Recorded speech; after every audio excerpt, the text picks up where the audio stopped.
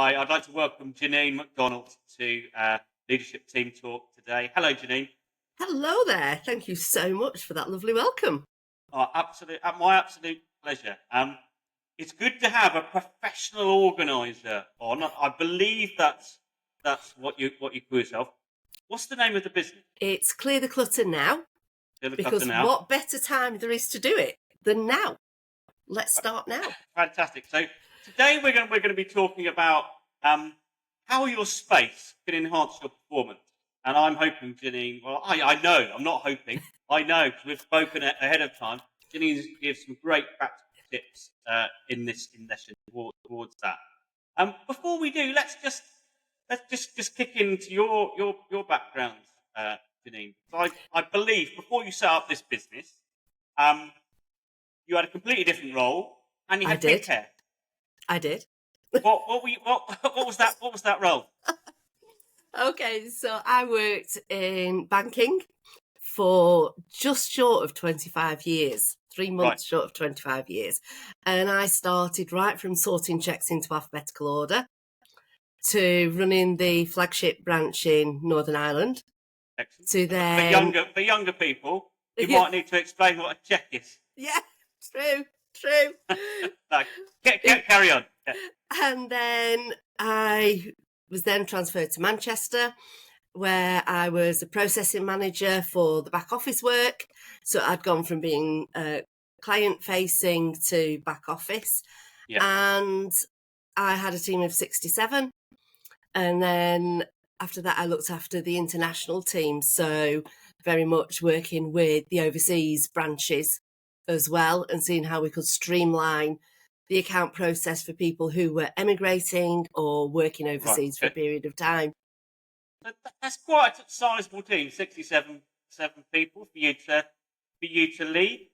What would be your top tips that you've learned in those years leading that scale of team that somebody on a journey of leadership in a similar role to you could benefit from? Communication is key, because it's not always what you say, it's how it's said. Absolutely. And it can be received in a totally different way. And if you could say something face to face rather than in an email, do it face to face. Go and get up, walk across the office and go and have a chat to the person involved.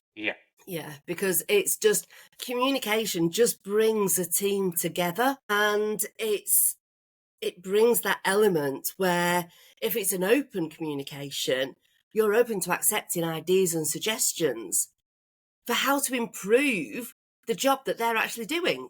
How do you or what did you do to foster that kind of openness and feedback?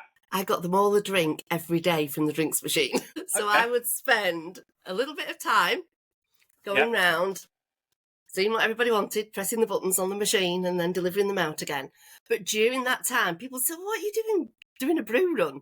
But actually, that was my time to really connect with the team and to see what they were up to, where they were up to, if they had any issues.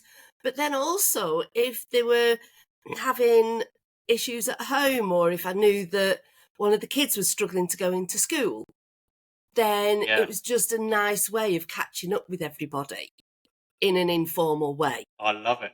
So the brew run. Yeah. Because often there's loads talked about motivation. There's lots of complicated models, incentives. And I often people, I don't need to say this to you, I often say to people, well, do you know just something about your team members, both outside work or their aspirations or little simple things like that? That obviously came very, very naturally to you. But even that seemingly small gesture sounds like it made a huge impact. It did. And also when I was in the branch network as well, I would always take my turn in getting the teams a drink. And even, I would take my turn on the counter as well, even though I was managing the flagship branch in Belfast.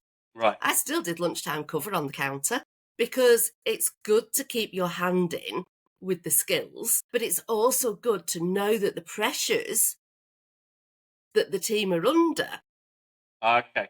Do you think, in the doing word various respect, roles. does that give you respect, do you think, just by leading from the front almost? That's a good Yeah, example, and isn't I it? think it helped them understand that I knew what I was talking about and I was walking the walk. Yeah. So if they were really busy, I would support them, or if we had staff off sick. Because I'd come up doing all the different jobs, and it was a new branch set up, so I was training as well. But it showed them that you don't lose those skills, Yeah. and that you are still part of that team. You're not just leading it, you are the team as well. That's interesting. Let me, if I may, for the sake of exploring, just challenge you on that for a second. It's almost, well, you doing it, demonstrating that you knew what you were doing. Was that partly for you, or because clearly you did know what you were doing? What's your I do, thought on that? I do think it was partly for me because I loved interacting with the customers. Right. But it was also how we did some training as well. So if we had a queue of customers at lunchtime, say, rather than saying, sorry to keep you waiting, sorry to keep you waiting, we between us talked about how we could change that because that's quite negative.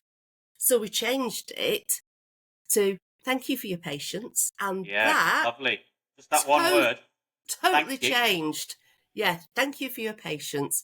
Totally changed the attitude of some of the clients, some of the customers who were coming in and who were, perhaps fed up of waiting.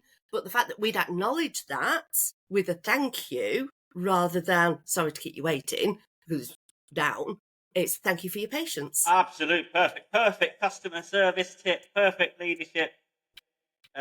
Leadership team. Great share, Janine. Thank you very much. When you also said you went on to doing more international stuff Yes. within Leeds, so were your team in different countries, or? My team was based in the UK. Yeah. But we had corresponding teams in other countries around the world. And we were dealing with the sort of like higher level accounts. But it would be, okay, so we need to look at the paperwork being filled in the UK, but the account being opened overseas somewhere. So that when they actually migrated with work or were there for a period of time, the account was set up ready for them. So that Right. as soon Okay. as they landed, they were up and running. Yeah. Okay. So sometimes it involved working different hours because obviously we don't all correspond with the same working hours. So it was doing that. But then it was also looking at how we could streamline that process as well, because the account opening process took just short of 14 days to go from the initial interview in the UK to Wow. the account being opened and up and running overseas. Through streamlining it and looking at each individual process, we got that down to 5 days. Nice. How did you sort of lead the team through that change? But, as humans, we're not just awkward. We are kind of designed to resist change almost Yeah. in our makeup. How did you engender the team behind some of those changes that you had to lead? Ask them how they thought the systems could be done better, could be done more efficiently, could be done more streamlined. And some of it can be so simple. And also it's saving time and saving money. So it's like, if we needed to photocopy things, could we photocopy it double-sided rather than single-sided? Could we then, rather than scanning every single page onto the system, do we need every single page onto the system, or can we just use, pages 1, 5, 8 and whatever?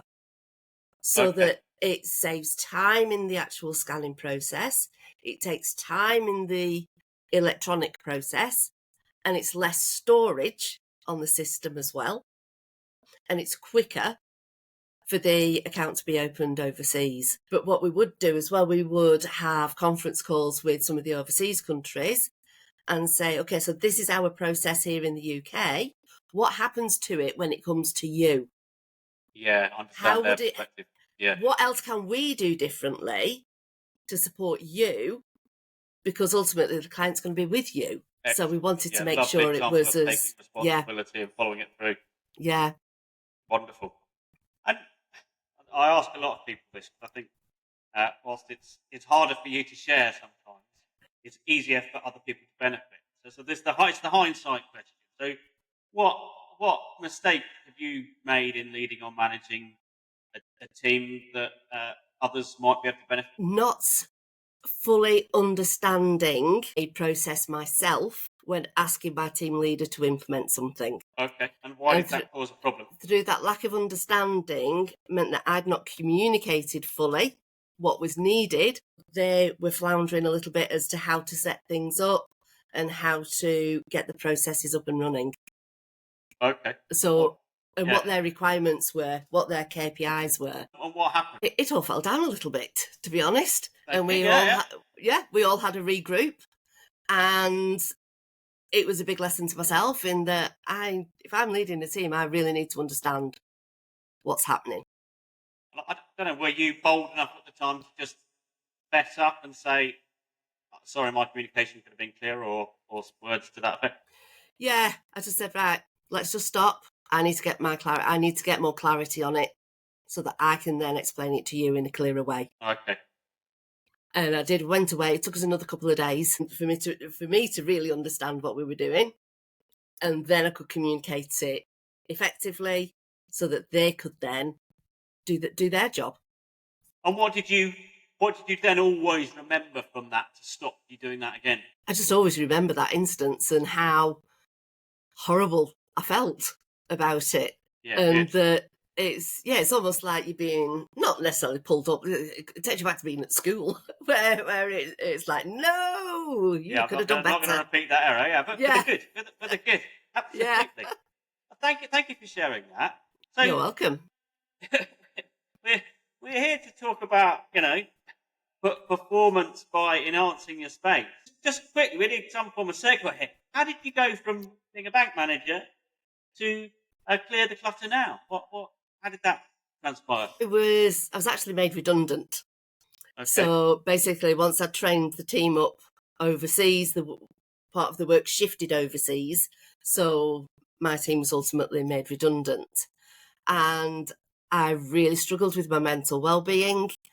My marriage was falling apart. So there was lots of issues there. And I then become a single parent, living with my 2 children on mattresses on the floor in a friend's house for nearly 12 months until we could get back on our feet and get sorted. And during that time, I really struggled to get a job. And you'd think, hang on a minute, you've been a bank manager, you've got nearly 25 years experience. Why can't you get a job? Yeah. And part of it was because I was now a single parent, 2 children at primary school. Yeah. If I had very little childcare around me, so I had to have a job that then gave me school hours, but then would also give me a fair chunk of time off during the holidays as well. Absolutely. And I was finding something to match that, but then also it was, oh no, we need you to work 2 evenings and 1 weekend in 3. Or we need you to do such an evening. We need you to work from 12 o'clock lunchtime until 7 o'clock at night. Yeah. And I'm like, I can't do that. I'm on my own. And then I did actually have, and I could have taken it further, I didn't because I just wasn't in the right space, was that I did have a couple of comments back saying, we're not going to offer you a position here because we feel that you'd want to quickly progress on for a career. And I thought, that's not fair because they don't know what my circumstances are. No, that's it. Fully. Absolutely, that's an assumption.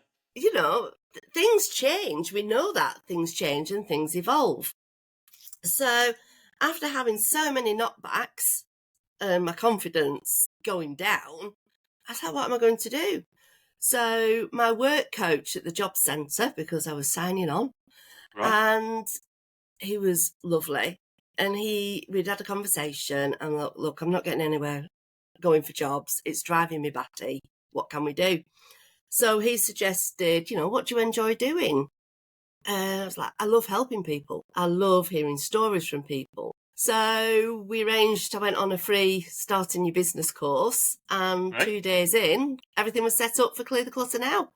So what did you have? Just a eureka moment, or how did it come? I found that whilst I was often struggling with my mental well-being, was that if my friend said, for instance, oh, I need to sort the kids' books out, I'd go, oh, yes, come on then, let's go and do it now. And it would take us 10 minutes, as if you're doing it on your own, it would probably take you about an hour. And I also helped an elderly friend downsize from a big 4-bedroom house to a 1-bedroom sheltered accommodation. And she said to me, she said, Janine, I love you coming round and helping me. She said, because you listen and you ask questions and you don't tell me what to do.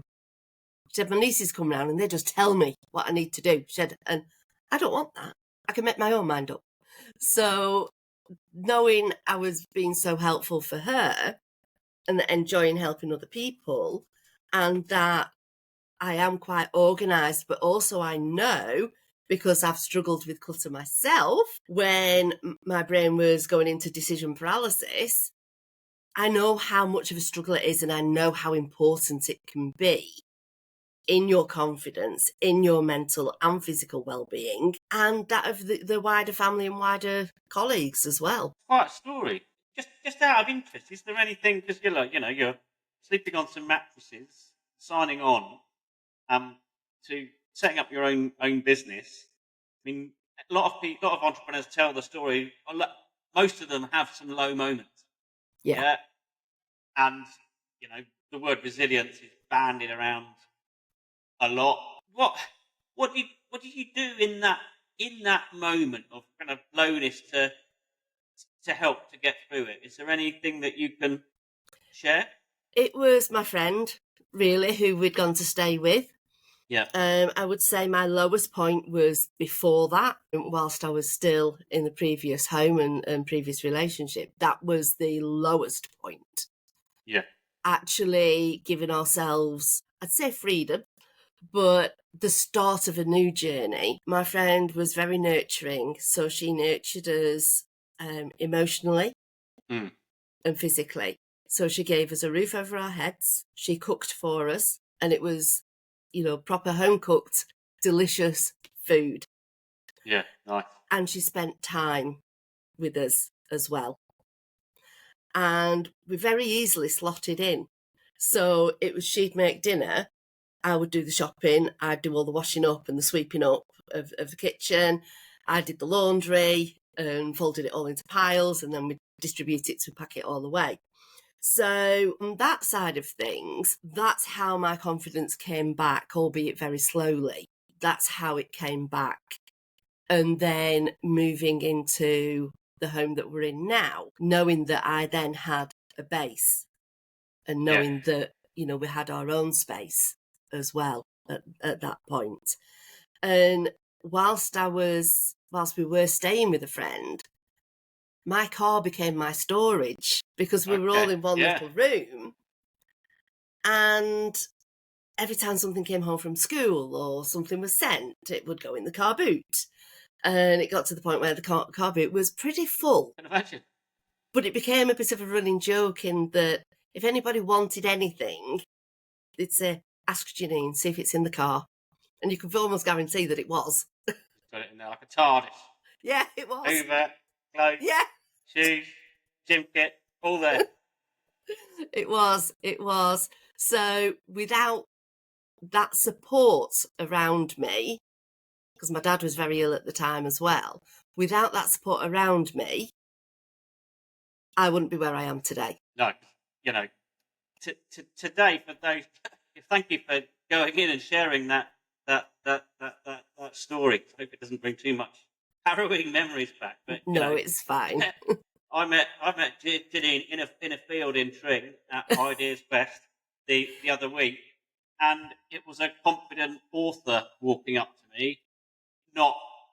None of that stress and experience, was visible. Yeah. So And I think I am so much more stronger now, and I'm probably one of the most confident times that I've been. And I love meeting new people. I love talking about what I do, what they do, and how we can link together and support each other. And by doing that, yes, I do push myself out of my comfort zone, good. but I'm proud of what I do. Absolutely. Rightly I should be. am. Interestingly, in that, and when you were telling that story, you alluded to the importance of space. How important is space emotionally to people? It's very important because, especially, well, in your home, because your home affects your productivity at work. So whether that be, Even if you're not working it. yeah, even if you're Okay. working in an office, Yeah. okay? Because if your home is a mess, you've got too much stuff, it's all over the place, then you can almost guarantee that your workspace in the office will be fairly similar. Okay. Yeah. So it may be that you don't pack things away properly. You end up with, I mean, we still have paper, but you put things on top of each other instead of putting them back when you've used them one at a time. We And promised you wouldn't tell anyone, Janine. I do have a few piles of paper. but then it's, a cluttered area is a cluttered mind. Yeah. So if you're working and being at home in a less cluttered area, you make better food choices. You make better food. What? Okay. What? That's interesting. Why do you Yeah. make better food choices? Because your mind is clearer.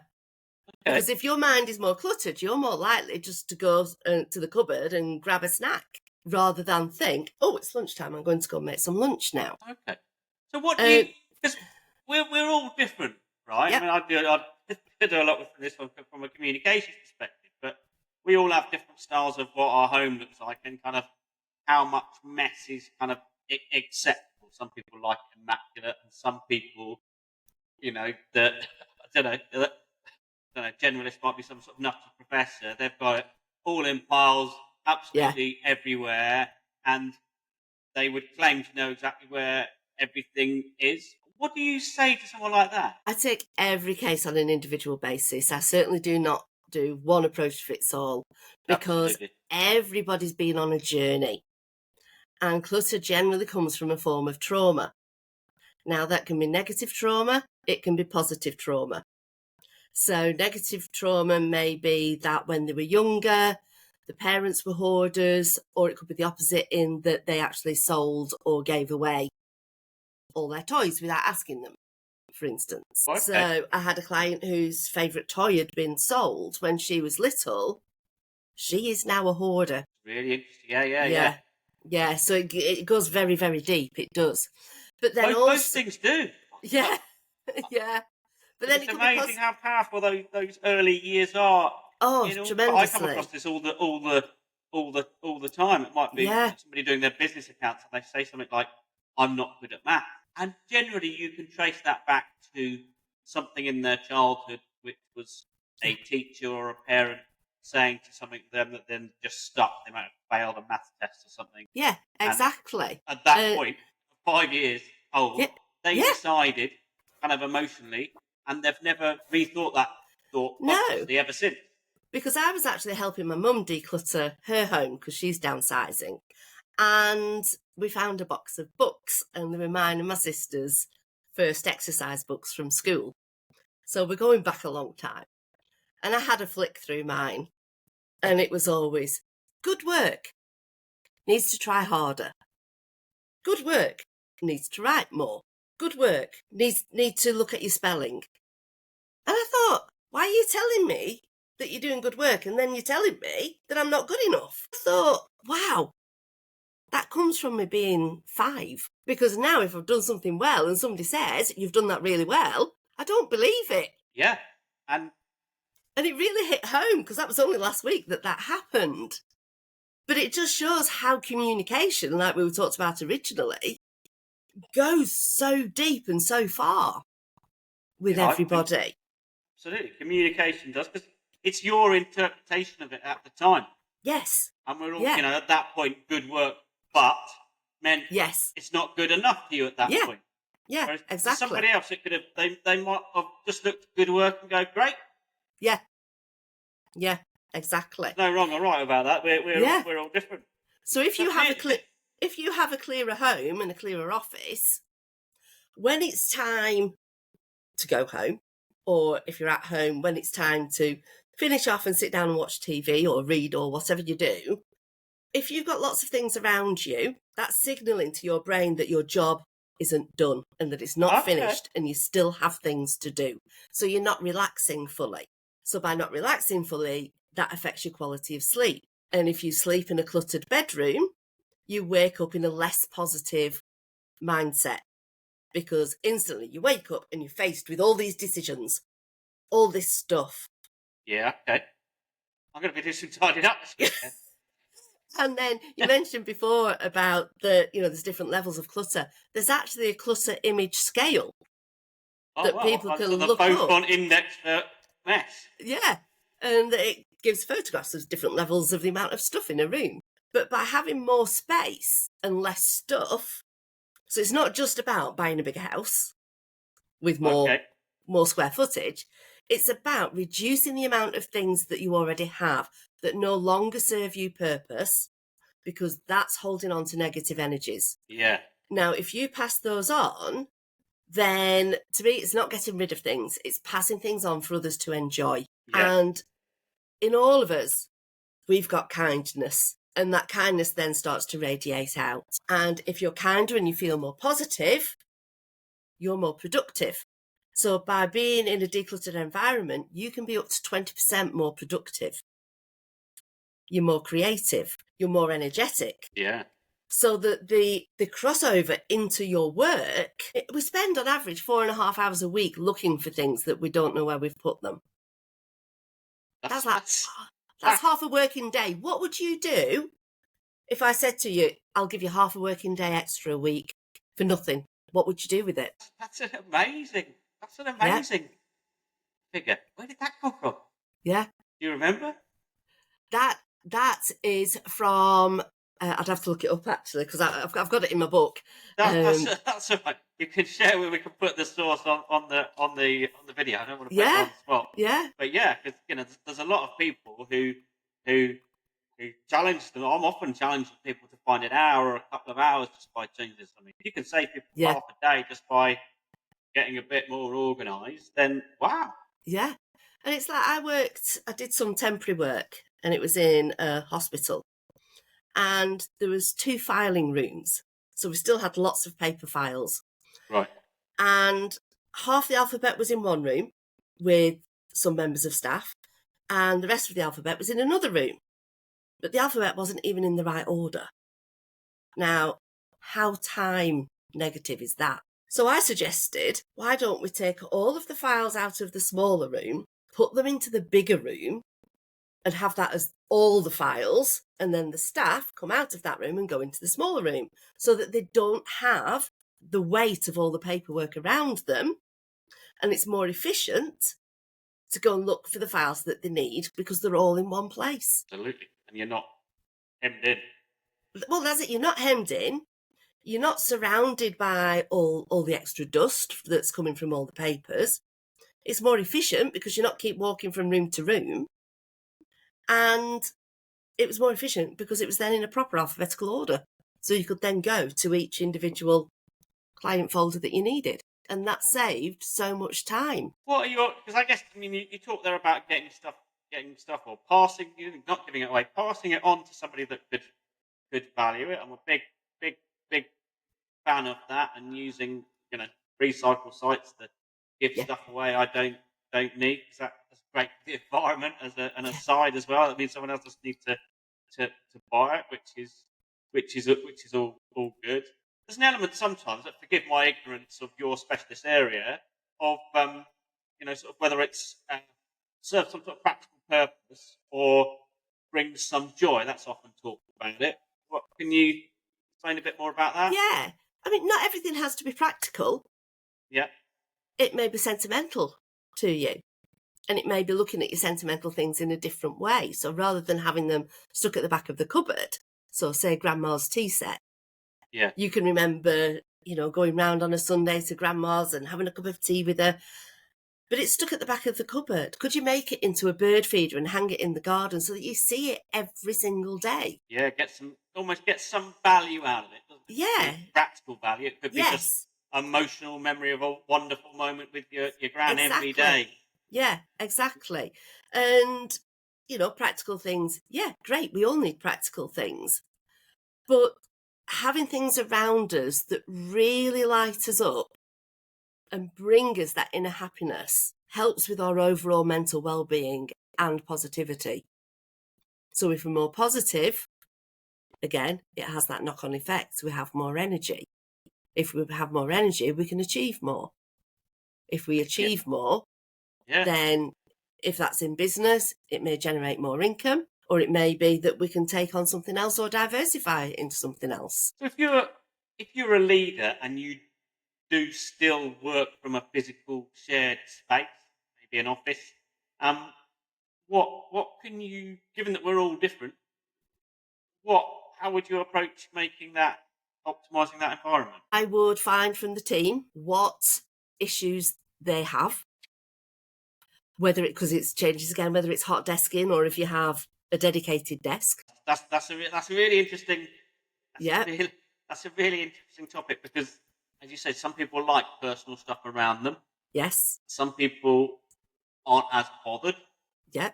So And that could be a contentious topic in itself. it can be. But if you're if you've got more people than desks, how would you sort that out? I'd offer them a designated space or a locker where they could put their personal items. So some people like to have a photograph on the desk. Yeah. But I wouldn't particularly want to go and sit at that desk and look at somebody else's family. No. I won't be against it, but Yeah. it doesn't mean anything to me particularly. So could they then put it in a locker at the end of their working day so that the desk is clear for somebody else to come and work in the next day? And that way they're not having to keep taking it home and bringing it back. Also, looking at the team is look for different ideas, because if you have neurodivergent traits, it may be that you need to be able to see everything to be able to remember it or know where it is. On the other hand, some people may like closed doors all the time. If that's the case, how does that work? If you've got some of those neurodivergent traits in you, feel you need to see everything, does that make people have piles of clutter? Or it can do. Right. Certainly, a lot of my clients are neurodiverse or have neurodiverse traits, and they do generally struggle with putting things away. And when we say put things away, even moving them from where they've used them to somewhere else. And an example that I give is that if you have books and you pile them up, you're more likely to put more stuff on top of them. Yeah. And then when you pull one out, it all gets a bit messy. If you store your books vertically, then one, you can see more easily which book it is that you need, but also it's a lot neater and a lot smarter. So you can see them, they're just on a shelf rather than piled up all over your desk or on the floor. If you're in an office where they suddenly say, as they did in the office that I was once in, right, that's it, all the filing cabinets, doors have to be closed at all times, unless you're actually going in it. So you had to open the doors, get out what you wanted, close them again. And that was a directive that came down from above. Now, those who struggle with being able to see things or having to see things to know that they are there or to remind them that they need to do it, we put labels on everything. Yeah. So, and that, again, can come with working with the team in that, do you want pictures on there? Do you want the words on there? Yeah. How's it going to work for you? Colour coding for different things. Could you have different colour zones in the office, depending on what you're working on? But then it also goes down to what skill sets the staff have. Because it may be somebody is really, really good at something, but can't do the rest of their job for toffee. Could that job be reorganised so that actually the thing they're really good at, they did all of the office's part of that? Yeah, no, I like it. Yeah. And then distribute the other jobs that actually other people will be far better at. I love, because that's a really open kind of strength enforcing approach, which is, I guess, in a way, going beyond sort of if people need a reasonable adjustment, it's going beyond helping them to think, well, how can we do this whole thing better as a team based on you've got all these strengths, you've got all these strengths. Yeah. Love that approach. Yeah. So, the space around you is so important because, like I said before, who doesn't want a more productive team? Who doesn't want their team to be more creative? It's interesting that you said that having lots of stuff around you can impede your ability to relax because it's all to be done. And then you then also mentioned that certain people like it there, so they know it needs to be done. I guess those things are related. They are. I mean, it can be that they may need to see things, but actually let's organise it so that you can still see it. It's just not all over the place in a mess. Okay. So let's look at the shelves that you have. Right, okay, let's look. Are you left-handed or you right-handed? Which side do you normally have your computer on or your laptop or whatever? Yeah. Right, okay. What elements of the mess do you use the most? So let's try and have that within arm's reach and then work away from that. So you can still have organisation and it look neat and it be seen rather than having the mess. Well, you said that actually. I don't know if it was deliberate. It's kind of, what elements of the mess? You said really friendly. Do you use the most? Yeah. You've been extremely friendly. It's my choice. But you've also quite cleverly labelled it as mess, which has kind of sunk into my subconscious. So just in the phraseology of that question, I'm thinking, well, I do need to do something because it is a mess without being told or forced or I'm sure your language is very deliberate or just very natural. I think it is quite natural. There are times when I do use certain words deliberately. Yeah. But it's knowing the person that you're working with. And by getting to know that person, you then know what style of language to use. Because if I said to somebody, right, come on, which bit of the mess do you need? They'd be like, well, it's not a mess, and take real offence from it. But somebody else may be, yeah, actually it is. Well, do you know what? I need this bit of the mess and I need that bit of the mess. Okay, fine. Right, so let's see, where's going to be the best place to put it? Do you use it a lot? Or is it really important, but you only use it now and then? Yeah. So that's when I look at where to actually organise things and where to put things. Is there anything else that you would advise leaders, managers, anything in this area that for them to be more inclusive of everyone's needs? I think yeah, I mean, people say, oh yeah, we've got a clear desk policy at the end of the day. But a clear desk policy could mean somebody opening the drawer and just literally sliding everything in it, which isn't going to be productive when they have to get everything out the next day because you're then having to resort it all. But what I would say is look at employee well-being, because most companies have employee well-being. And not just to look at well-being at work, but look at well-being at home as well. Because if they're fighting a battle at home with mess or finding somewhere to work, if you work from home or you do hybrid working, I think a lot of the top bosses don't realise that people still do not have space to do that. And by doing it, you may have to set up at the dining room table. Yeah. Now, my girl's dad, he works from home most of the time now since lockdown. He's got 2 computer screens on his dining table, and his dining table isn't that big. And then he's got the keyboard, and then he's got a drink, and then he's got that, and then he's got the other. So when the girls go and stay with him overnight, you can't get the 3 of them round the table. So that's impacting family dynamics. Yeah, it's far harder than to make a distinct, really clear physical distinction between work and having a nice family meal. Yeah. And it's that difference. Is it work? Am I at home? Because people will still be sat on the sofa with their laptop doing it. They may still be in the bedroom. But also, if you're working via Zoom and you're being told you need to have your camera on, put your camera on. Well, actually, they could be just be so overwhelmed of somebody seeing what is in the background. Now, I know that you can have virtual backgrounds now and, sort of like look at being an avatar and things like that. But with the virtual backgrounds, what I find is that they're always a bit weird. So messes with my hair, I find, if I yeah, have a virtual background. yeah, Cuts it out. Doesn't like yeah, curly hair. yeah. Or if you move something, or if you try and show something to the camera, it doesn't show because it's blurred out. So, there is something about being in an environment where you can sit, you can work, you can put your camera on without having to think twice about it. It's really interesting.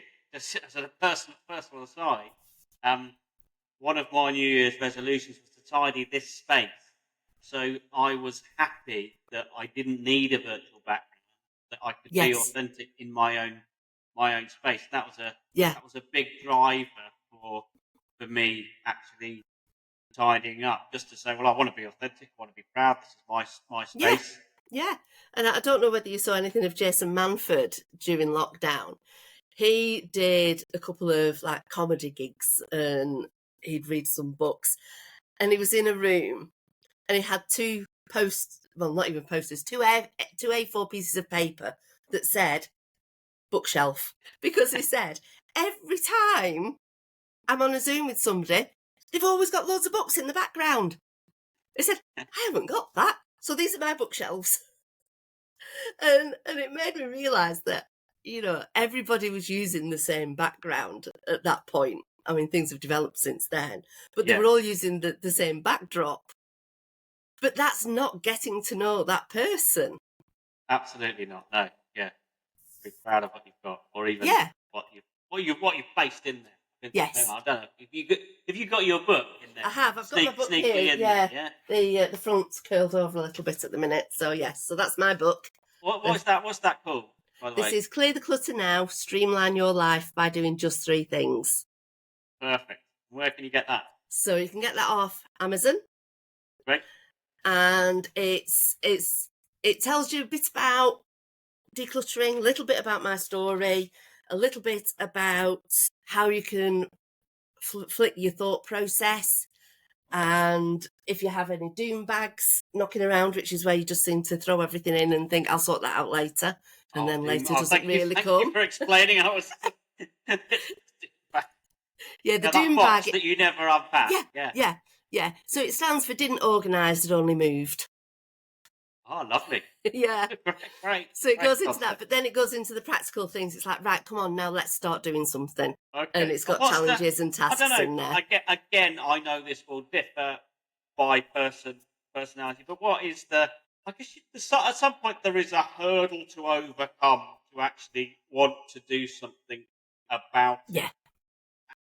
What can you say to somebody who's, I don't know, maybe they're sat watching this in a messy office, looking around and agreeing with everything, and they'll think, well, I'll take action on that, and then a week goes by and they haven't. What questions might you ask then? If somebody is so overwhelmed and they don't know where to start, it would be literally pick up 3 things closest to you. So don't even think about it. Close your eyes if you need to. Just pick up 3 things. And then with that, do you pack it away, throw it away, or recycle it in some way? Okay. And by doing that, by just picking up the 3 closest things to you, you're taking out a layer of the decision-making process. Yeah. And then you've got 3 things. 3 things is manageable. So you take action on those 3 things and you think, well, that didn't take me long. That didn't take much. So then maybe you do another 3 things. And before you know it, you might have done 20 minutes. Yeah. And actually got quite a lot done. Another good way is setting a timer. So if you set a timer for 5 or 10 minutes and think, right, I'm going to clear this shelf in 10 minutes, you'd be surprised at how much you can get done. Oh, okay. Yeah, I call that kind of exam conditions. Like, set it, do it. Yeah, but only for like 10 minutes. Just do it in short bursts. Yeah, okay. Yeah, nice. You can fit it in during the day. Yes. It could be your mental break. Yeah. Lovely. Wonderful tip. Well, I always ask about a book recommendation. Obviously, we've mentioned yours. Is there anything else for leaders, teams, communication that you've read that you'd recommend to others? Well, it's a little book that somebody bought me right at the beginning of my self-employed business journey, and Right. it's the Little Black Book. Okay. So I've got it here, and literally it's one where you just open it and say, for this one, it's public speaking. So you've Okay. just got a few pages relating to public speaking, so it's easily digestible, and it's just those little tips like looking after number one, keeping your mind on track. It's got a little tip on loads of stuff that you Yeah. that So you it's need. not that you have to read it all. It's just you know, you might just flick it open at one page, building your brand, and it just little snippets. So it's a really good starter book. Excellent. Little black book, ironically white. It's little pink. white, It's little pink. white book with little black book written on Well, the front. it's a pink book actually. You can't see it properly on there, but it's a pink Okay, book. big. Yeah. Perfect. Thank you very much for sharing that, and thank you for sharing your wisdom. Obviously, I encourage people to take what's useful and Yeah. ignore what's not. Perhaps I should be asking people to throw away what's not going to be useful, or recycle and give it to Yes. someone else because they might find it useful. Listening to this, I actually had no idea. Two things that you said that really resonated. One is it affects what you eat. I'd never thought of Yeah. that. Lovely. And then this line, I wrote it down actually.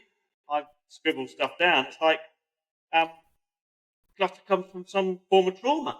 Yeah. So yeah, actually dig deep. I guess either with yourself or the relevant expert Yeah. to help you Yeah. if you need that. Because positive trauma can be a child going away to university, or having a baby, or getting married, where all of a sudden you have all this stuff that's coming into the house and you don't quite know what to do with it. Yeah. And where you're Chuck it going all to in your put boot. everything. Yeah. Yeah. But I mean, you were saying there about like the overwhelm and knowing where to start. 91% of us in a survey in America, now this is 2011, Yeah. 91% of us feel so overwhelmed with the amount of stuff that we have, we don't know where to begin. 91%. So we're not on our own. I can imagine. Yeah. So three things. Pick three things. Yep. Pick three things. Do you pack it away, throw it away, or recycle it in some way? Absolutely. I mean, you did that for a month. Yeah. That's 3 times 30. That's nearly 100 things sorted out, isn't it? Yeah, exactly. Thank you, Janine.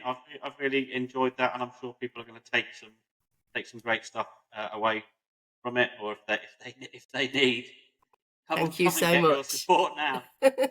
Thank you.